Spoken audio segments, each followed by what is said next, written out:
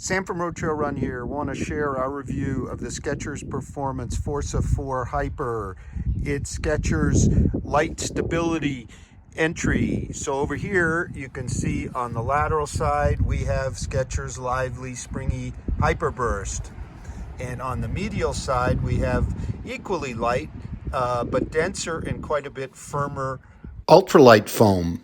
So this is not a posted shoe per se. There's actually a wedge that curves down, if you will, towards the lateral side, and then we can clearly see it underfoot here. Our lime green is the denser, firmer ultralight, and then it extends here, so it's kind of a wedge with more vertical lines here, and then it comes across this way. So what does this do? This makes it a stability shoe, but there isn't that very firm post feel you often where they put a firm piece right in here.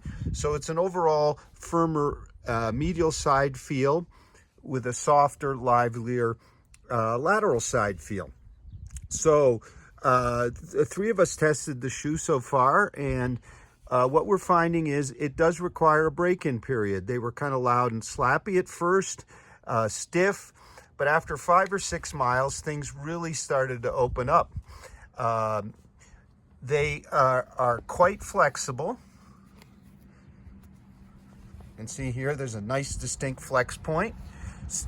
And this great Goodyear outsole, which is really full coverage, and our flex grooves here and some effective decoupling really make them move along quite nicely. All three of us are more neutral oriented runners, so we're not usually in stability shoes, but this one's pretty subtle in terms of the stability. It's just mainly that firmness on the medial side, you notice. They are very stable, as well they should be. We've found that generally faster tempos feel much better in this shoe than slower, but they're fine slower. But some of us felt they were a little clunky, not necessarily overly firm, but clunky in the heel when run slow. I kind of like a firmer shoe for slower paces, just to kind of keep my form together when I'm not really focusing. So the upper is a mono mesh and polyester combination. So you may remember that the Skechers performance race shoes, such as the Speed Trail, the Speed Elite, they have a mono mesh upper. Here they blend in some of the polyester for a softer feel. We all felt it felt true to size. There were a few issues with sizing you can read about in our written review, which is linked here. The tongue is molded. There's a bit of padding. I really like these nice wide laces. You get a good secure lockdown. The fit is true to size and really quite roomy. No overlays in the way here. In terms of the stack height, so we have a stack height of total, including the sock liner, of 32 millimeters heel, 26 millimeters forefoot, 6 millimeter drop. So that's 1 more millimeter of stack height than the Ride 8 I'm going to talk about in a minute, the more neutral kind of companion. In terms of weight, now this is really interesting. This is one of the lightest real stability shoes that I've run in, at only 9 ounces, 9 ounces. So that is 255 grams in a men's 9, 7.1 ounces, 201 grams in a women's 7. So that's very light. So for example, the closest comparative shoe for me would be the Hoka Arai 4, which has a broader platform, comes in 0.8 ounces more.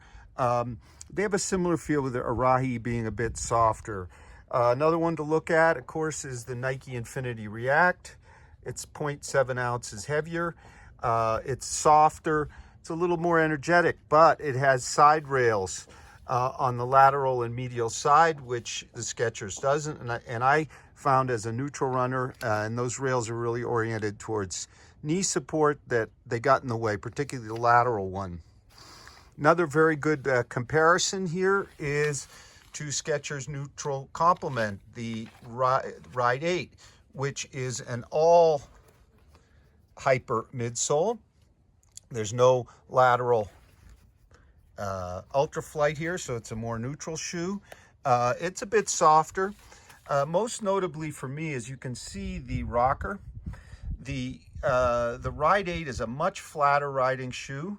It's a little better at slower paces, but I really had to struggle getting it to toe off at faster paces. I'll try to flex it, but it is considerably stiffer than our Forza 4. In terms of their uppers, a little roomier over here in the Forza 4, maybe a bit softer feeling in the Ride 8. Both are really excellent uppers.